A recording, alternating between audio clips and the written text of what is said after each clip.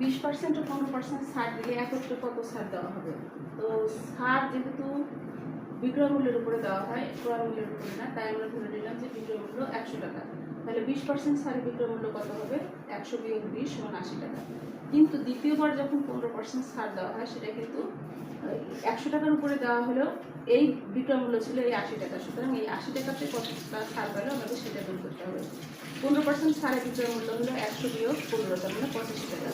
বিক্রয় মূল্য 100 টাকা হলে ছাড় মূল্য 85 টাকা। বিক্রয় মূল্য যদি 1 টাকা হয় তখন ছাড় মূল্য হবে 85/100 টাকা।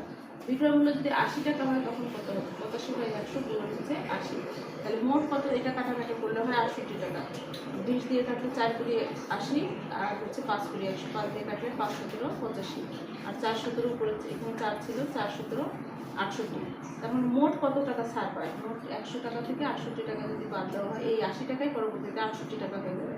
তাহলে 100 থেকে 68 টাকা বাদ দিলে 32 টাকা, অর্থাৎ মোট 2 দফায় ছাড় দেওয়ার ফলে 32 টাকা ছাড় পাইল।